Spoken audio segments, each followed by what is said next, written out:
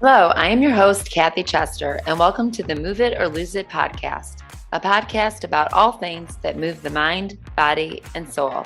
The Move It or Lose It podcast is for information, awareness, and inspirational purposes only. I am not a doctor, and I don't even play one on TV, so please consult your doctor before making any medical decisions. The views expressed by advertisers, guests, or contributors are their opinions and not necessarily the views of the Move It or Lose It podcast. Hi, it's Kathy Chester, and we are excited today to have our podcast with Mr. Dennis White, who is a vet and he served in the Marine Corps. So, lots of questions about autoimmune diseases, stuff like that, and being a vet. So, something I've wanted to do for a long time is because I have a lot of veterans in my life and wanted to interview a real live Marine. No, honestly, thank you, Dennis, for being with us on Move It or Lose It today. Yeah, thanks for having me. Absolutely. So when you served in when you were in the Marine Corps and you served, that was also you did in Desert Storm, right? So you were in Operation Desert Storm. What year was that for you? When did you go in? So I went in the Marine Corps in 1989 Okay. and I got out in I wasn't 1993. even riding a big wheel then. No, I'm just kidding. So you got in, say it again, 1980. 1989. So I graduated high school in 1988. Kind of took the summer to prepare for the Marine Corps. Mm. My dad was a runner, so I did a lot of running with him and Did you just run kind behind of the car? no, No, he didn't have to do that. no. He was a marathon runner, so we'd go to like Belle Isle and run Oh, around Belle cool. Isle, and We so should I was say that you're from Michigan. yeah, So you're and here and so I'm in Sterling Heights and you're in West Bloomfield, correct? right. Okay. Yeah, so we used to run around Belle Isle, and I think I got up to like 10 miles before I went to boot camp. So I was pretty in pretty good shape when I Yeah. left for boot camp. Um, but yeah, then after boot camp, I was went to Marine combat training, um, Did you know and what you wanted then to do?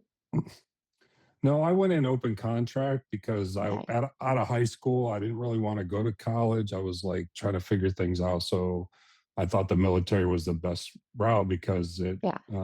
I like to travel. So that offered Uh, me the opportunity to travel the world and, for sure. go all over. Um, but yeah, then I got out in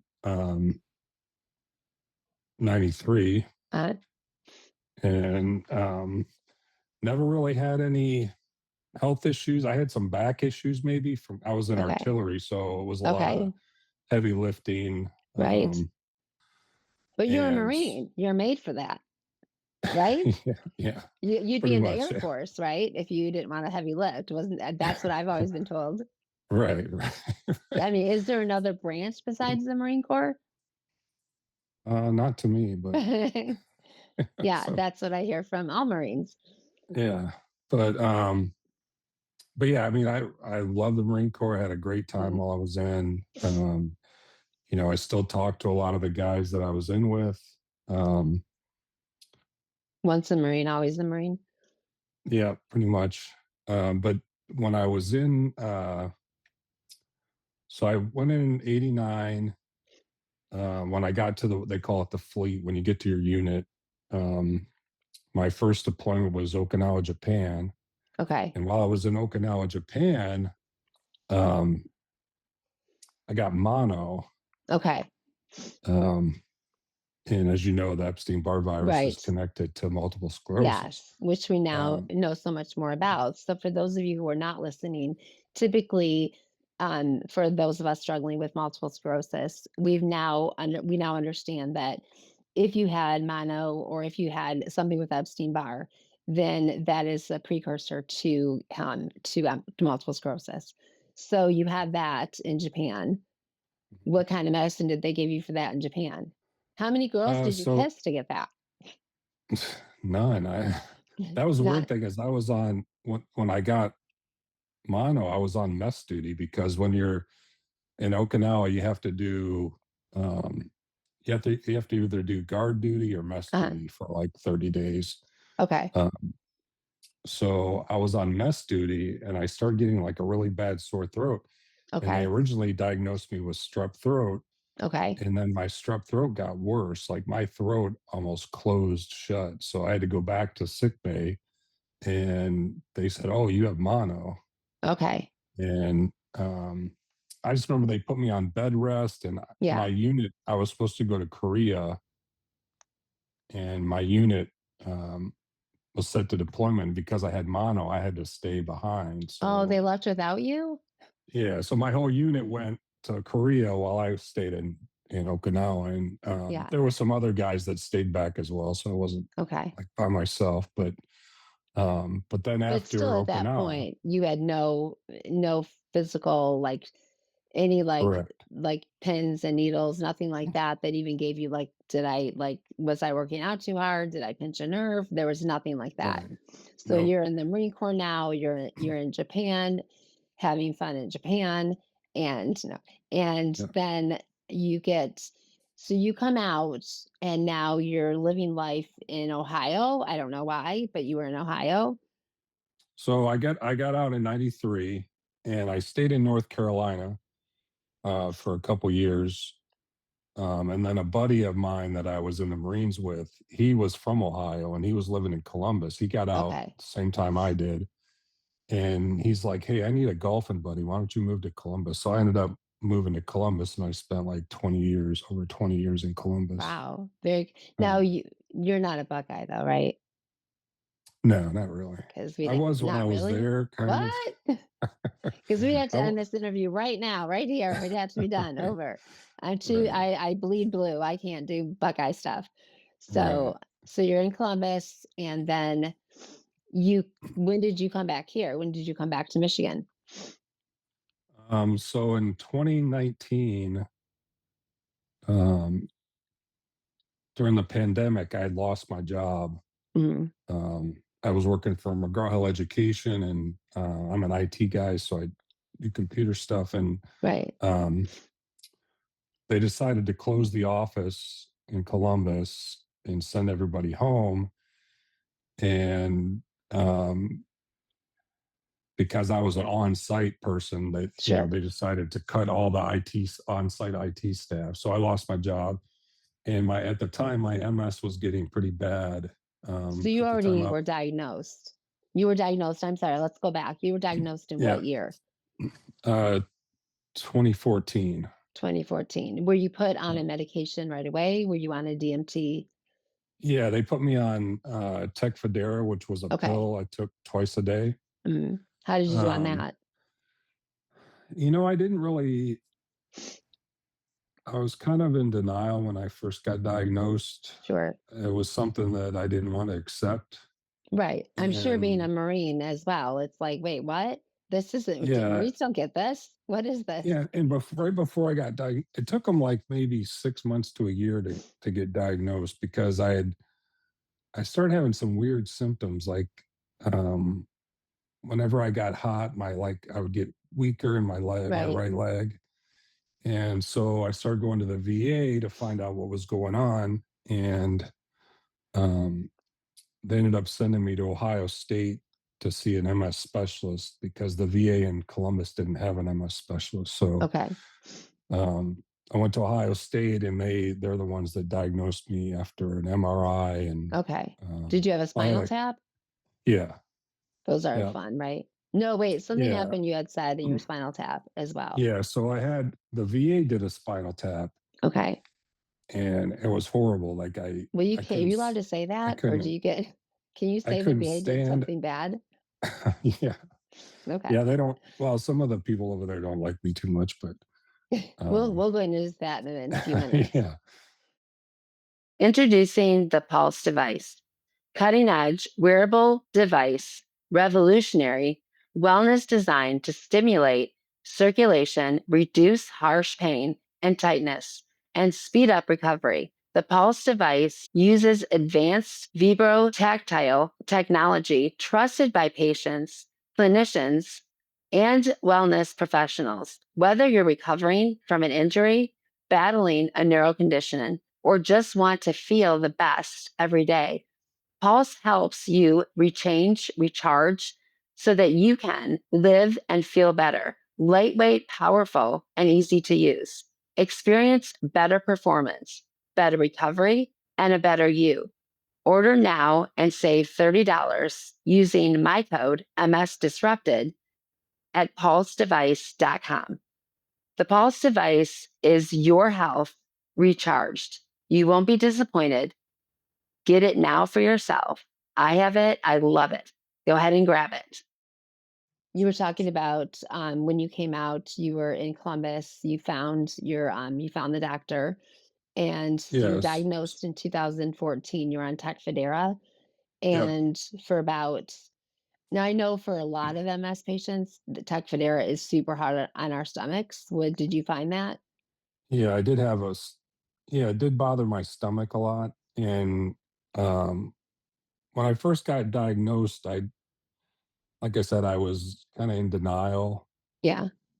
And um, so I was looking at, I found Dr. Terry Walls. I found Mm, her, she did a TED talk on sure. multiple sclerosis. And after that, I started researching things and I got her book Mm. and a lot of the things I read in that made a lot of sense because I Did you had go been right to on. Google? The thing you're not supposed to do? Did you like Google multiple sclerosis? What are the signs? How long do I have to Yeah. live? Yeah. And the other thing I did was I went on YouTube and I watched other people with MS Mm, describe their medication experience. okay. And that just like, that was horrible. Like people That's were probably more like, confusing. yeah, just the people's reaction. I'm like, God, I do not Yeah. want to live like that. And so I Yeah. started doing research on other alternative things like fasting, Hmm. juicing, and um, so when I got diagnosed, I probably weighed almost 300 pounds. I was probably 298 or something like that. And Wait, you came um, out of the Marine Corps? How long did that take you to put that kind of weight on? oh, so I got out of the Marine Corps in '93. So Right. by So you worked hard at 2014, getting fat. yeah, by 2014, and that's when I started having issues. I thought me, I was like, well, man, it's I'm probably just out of shape. So I started going to the gym, Mm, and I noticed that by the time I got done at the gym, I was kind of like limping out of the yeah. gym, Okay. and I would sit in my car for 10 minutes and then I'd be okay. So your So that was biggest one of thing the was the leg, initial. or and still is, Yeah. or is okay. Yeah, my right leg is still, Yeah. it's a lot better than it was, Yeah. but And that has to be um scary as well. When you're diagnosed, your leg's not working, you're like, what is this? And how far is it going to go? What is this going to look like? Because so far right. this sucks. So that's a Yeah. scary thing. And I always think you have like, you know, there's there's two kinds of people that when we're diagnosed, we either go in denial, and I was with you and I did that kind of same thing, but I would just go running and think, you know what, I'm just going to run this disease out because it just didn't make sense, and I refused to believe that I was going to deal with this for the rest of my life. So Right. in your Yeah. denial time, um you kind of came to, obviously we all do, an acceptance that this is what it is. It's not the end of the world. We still have a full life we can live, and um there are things that will change for sure, but it is that acceptance. And then you can tell me if I'm wrong for you, but I've always found that it's not just a one and done of the acceptance and the grieving part, because through the years we have different things that change with our multiple sclerosis. So then you grieve this thing like, how did this happen? Now I don't want to lose this. So there are Right. times I think that we grieve throughout, our life with multiple sclerosis. And at the same time, I remember it was the summertime and I was playing one of my neighbors had asked me if I wanted to play softball on the uh, neighborhood team. And I was like, yeah, and that's when I really noticed like running bases was really like awkward and yeah. I was very uncoordinated. I'm like, this is Yeah. not how I used to be. What's going on? And then I got optic neuritis. Okay. Um, and they put me on intravenous steroids for that. Mm, And that seemed to um, restore my eyesight. I feel like my left eye is still a little weak, Okay. but for the most part, it it restored it back to Okay. normal. So now the other thing I had was I've had Bell's palsy twice, and that was Okay. way before my diagnosis. Now I think they say that Bell's palsy is not associated with MS, but They also say it's not hereditary, but I've got my right, grandfather, my aunt on the same side, and my son. So I'm like, okay. And I just met yeah, someone today that has it. She has 3 people in her family. And so we meet that all the time, and it's like, okay, they say it's not hereditary, but so right, we'll see. Like I'm not actually sure if that does do. I'd have to look that up. It'll be part of my homework to see if that has anything to do or can exacerbate the MS. So you were having that, and then so you're out of the Marines now. You came here, or we're fast forwarding to you coming here to Michigan. And did you come for a specific job that you had, or you just came because you needed to have family around? yeah. So my concern in Ohio was my MS was getting worse. I was having difficulties walking. I was using a cane and a walker, and it just got really hard. I was living in Ohio, and Yeah. it was Who just me and wants my to live in daughter. Ohio? Right? Yeah, it No, was horrible. all people in Ohio, don't throw me hate mail. I love Ohio, just not the Buckeyes. But it just got more difficult, and I'd always wanted to move back to Michigan, but I never did because of my daughter. She was Sure. she was from Ohio, and she didn't want to leave. And then one day she was just like, "Hey, why don't we move to Michigan to be closer to your family?" I'm like, Yeah. or our family. I was like, "That's a great idea." Wish I would have thought of So that. yeah, so um, and so in 2019, I had lost my job, and I was like, well, this is a perfect time to move then. And Sure. so I ended up moving back, and um, I did land a job at McLaren Hospital Uh-huh. before I moved. So I was in touch with them, and the company I worked for in Ohio, um, they're a nationwide company, so I could pretty much go anywhere if there was a opportunity available. So ended up going to work for McLaren, Hey, I'm gonna stop and and tell Jacob, keep your voice up that loud because okay, it's going down, and then just keep it up loud.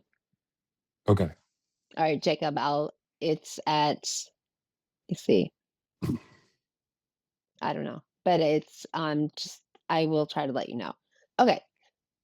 okay. So I was working at McLaren, and McLaren, it just got so difficult. Like I was a team lead, so I was in charge of 4 techs, Okay. and I'd have meetings all over the hospital all the Yeah. time, and it was just horrible. And then I started having bladder issues. Okay.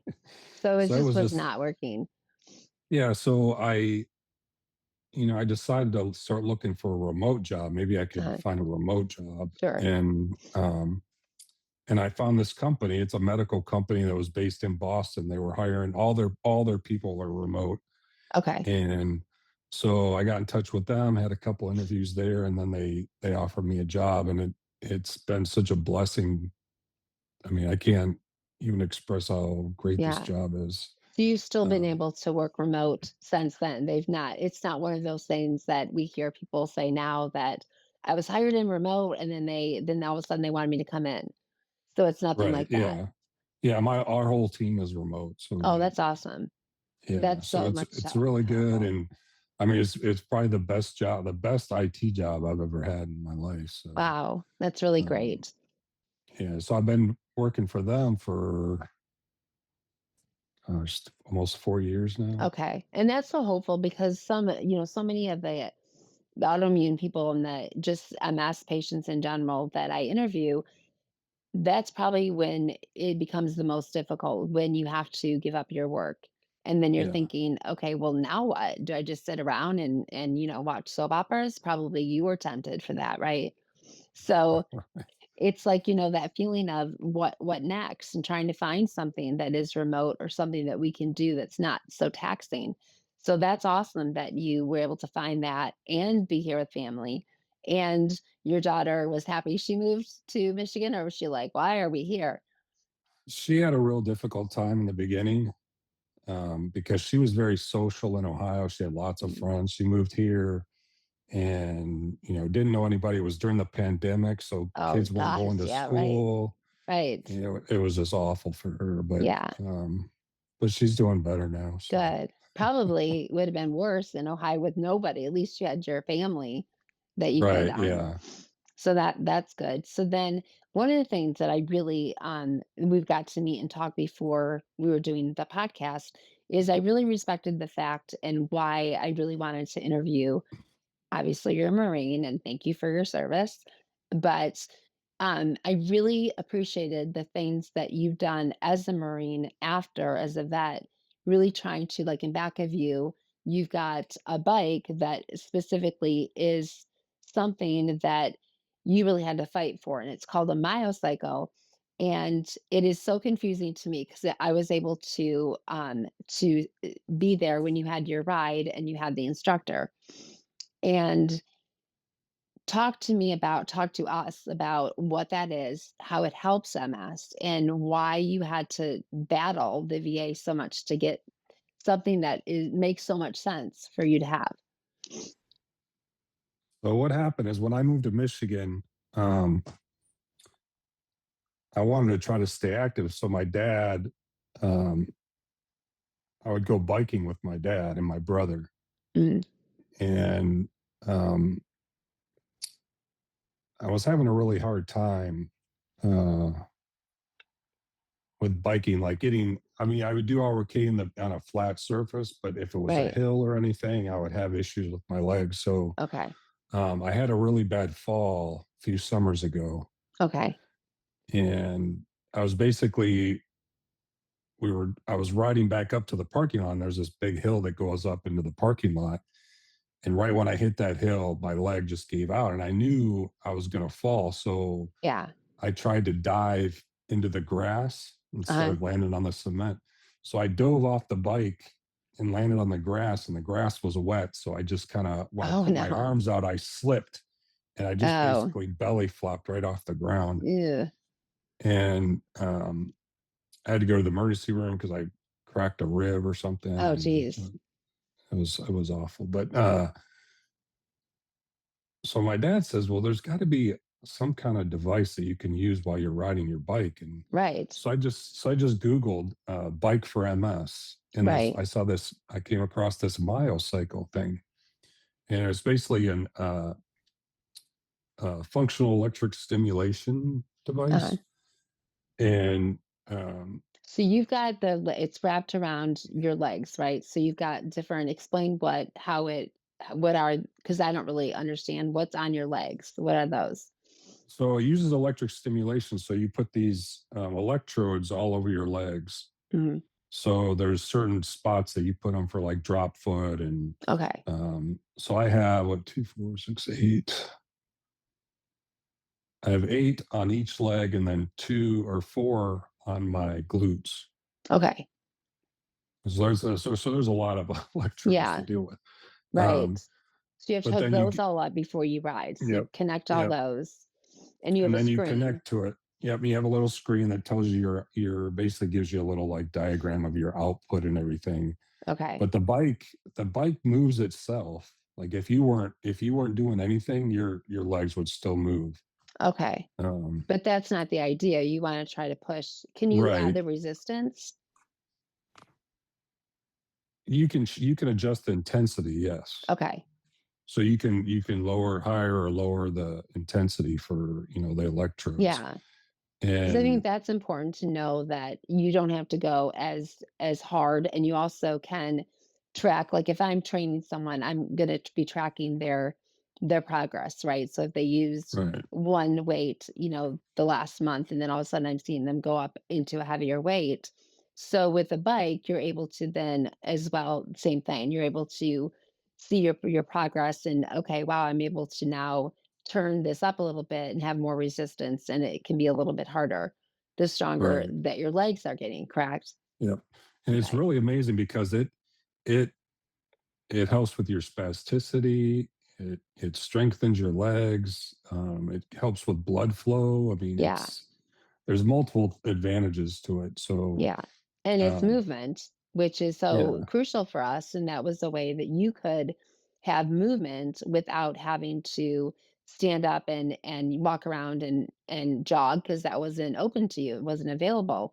So you needed right, something that you could be seated with movement. And so you find this. Now fast forward to you're like, all right, so how do I get that? How did you what even I would see that and think, "Okay, shoot, I don't think I have enough money for this." Do they have, like, a payment right. plan of $30 a month? Yeah, So so since I'm a veteran, I always call the company to see if they offer like a veteran discount right. or something like that. So I reached out to the company. It's called Mylan, Mhm. and So it's a they were mile super cycle, nice. and the company is called what? Mylan. Mylan. Okay, so don't stop your car and write it down, it'll be at the bottom of the show notes. So So you contacted them. yeah, I called the company and I spoke to one of their reps, and I mentioned I was a veteran. She's like, "Oh, if you're a veteran," she's like, "I'll put you in contact with the local VA rep that we have, and you can just request it through your VA." She's like, "We supply this to veterans all over the country." So they supply, So like, the bike in general with nothing right, you don't have to pay for it, it's just no. that's good. Well, Well, I mean, you had to battle it, but yeah, I had to fight for a couple years for it. so why? Um, When you first tried, you did what she said. You called and so thinking, "This is awesome. I'm gonna get this bike and this is gonna help yeah, me." And what did they what was their response? so they put me in touch with the local rep. So I called Mm, her. And she was like, "Yeah." She's like, "Just request it from your doctor at the VA. They'll put in a call consult with physical therapy, and then they'll set everything up, and I can get it." And I was like, "Oh, okay." So I did that, and they put in a consult with physical therapy, and I met with the physical therapist and explained what the myocycle was, and she was like, "Oh yeah, that sounds like it would be really helpful to you." right. And she's like, "I'll go ahead and put in the request and we'll see what happens." So they put in the request and I didn't hear anything for a while. And I kept going back and forth with them. And then finally they told me that it was denied. And I was like, "Well, what was the reason for the denial?" Mhm. And the reason in the reason box it said, "We do not supply bicycles to veterans."